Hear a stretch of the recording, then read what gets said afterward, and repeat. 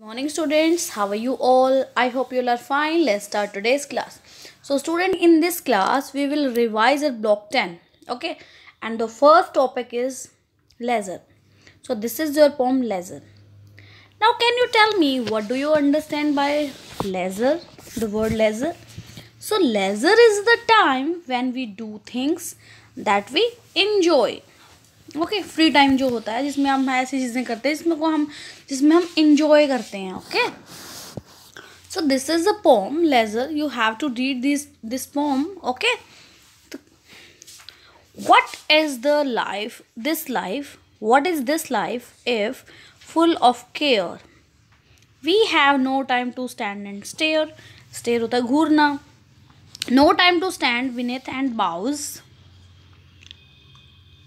And stare as long as sheeps और cows. Sheeps और cows क्या करती हैं? किसी चीज़ को एक जगह खड़ी रहती हैं और खाती रहती हैं और किसी चीज़ को स्टेयर करती रहती हैं, घूरती रहती हैं वो. ओके लॉन्ग टाइम तक. No time to see when woods we pass where squirrels hide their nuts in the grass. No time to see in broad daylight streams full of stars like skies at night. No time to turn at beauty's glance and watch her feet how they can dance. No time to wait till her mouth can unreach that smile her eyes begin. A poor life this if full of care we have no time to stand and stare.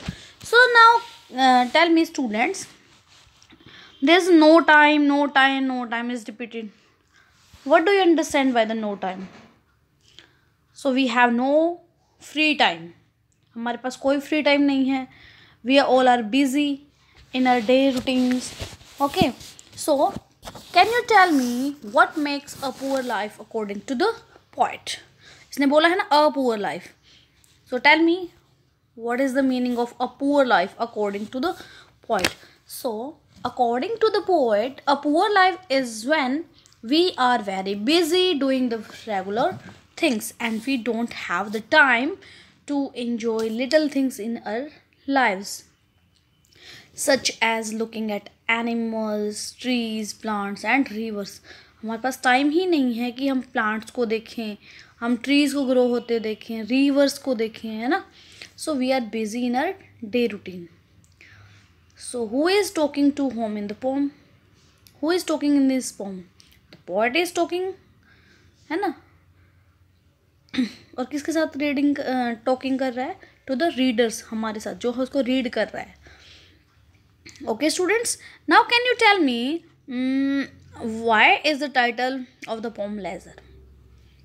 So the poet wants to tell us that a good life is a life that has leisure time.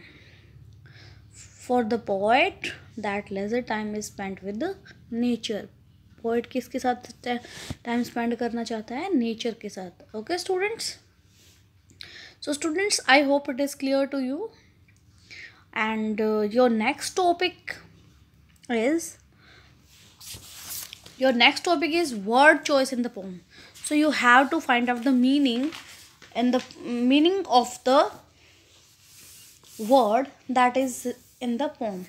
सो यहाँ पे pome में कुछ words हैं और आपको उसके meaning find out करने हैं. सो सेकेंड टॉपिक आपका meaning. Now first one is boughs. Can you tell me the meaning of boughs? Yes, boughs क्या होते हैं? ब्रांचेस ऑफ ट्रीज होते हैं. Branches of trees. Okay, next one क्या है? Your next, to look without blinking. To look without blinking क्या होता है? स्टेयर, जिसको हम घूरना बोलते हैं. Here is the word stare. Stare होता है to look without blinking. Okay, blink के बिना ही हम जिसको घूरते रहते हैं, that is called. Now can you tell me the meaning of glance? What is glance? So to take a quick look at something. To take a quick look, एकदम से हम जैसे देखते हैं, that we called a glance, to take a quick look at something. Now next one is unrich. Here is the word unrich. Can you find out the meaning of the unrich? Yes, unrich होता है to improve the quality of something. जब हम किसी चीज़ की quality को improve करते हैं, that means unrich कर रहे हैं उसके अंदर. Okay, to improve the quality of something. Next one, there is a word underneath. There is a word underneath. और beneath भी बोल सकते हैं इसको, है ना, beneath. What is the meaning of beneath? इसने बोला है no time to stand beneath the boughs. beneath होता है below, नीचे खड़े होना, below the trees, है ना, trees के नीचे stand होने का हमारे पास टाइम ही नहीं है ना. Okay, next one, there is a next word is woods, है ना, forest. wood क्या है यहाँ पे? forest को, forest में होती है ना woods, तो woods के लिए हम यूज़ करेंगे word forest. और streams क्या होती हैं? streams is the part of river.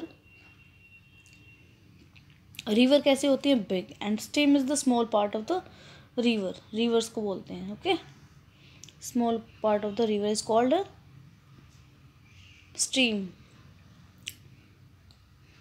I hope second topic is clear to you. So student, there is a next topic, author's perspective.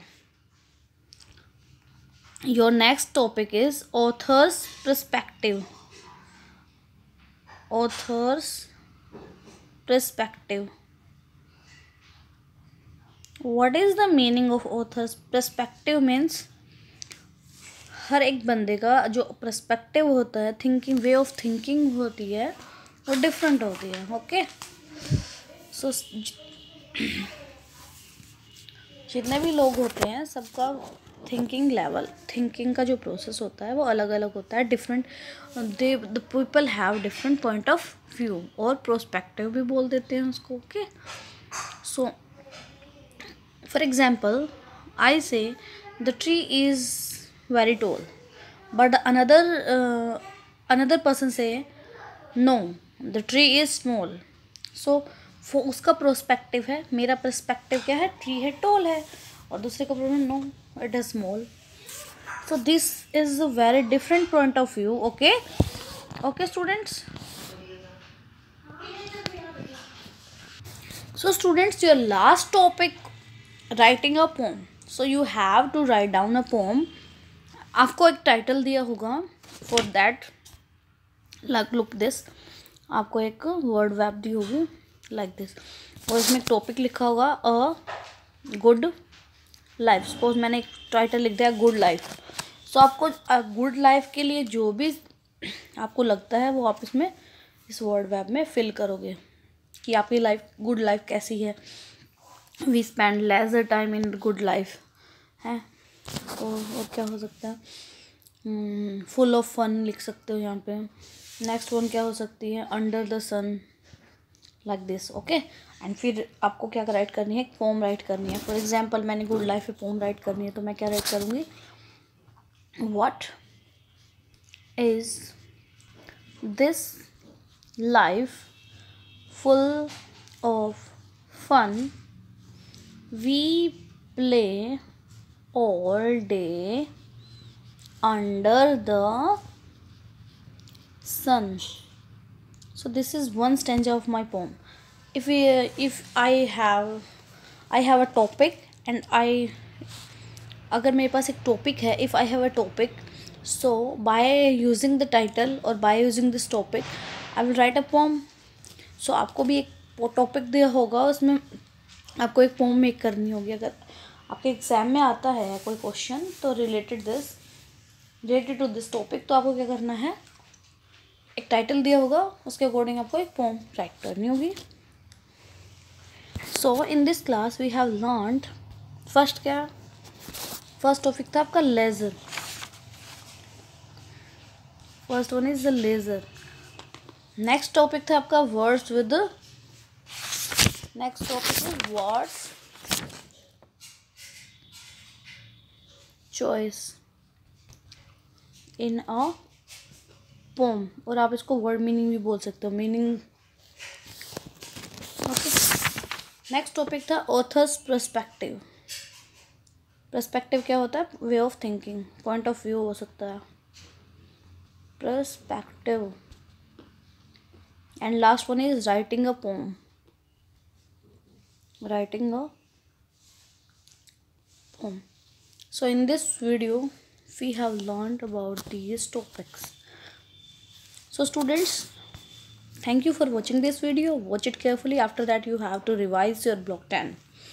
Bye bye students, have a nice day.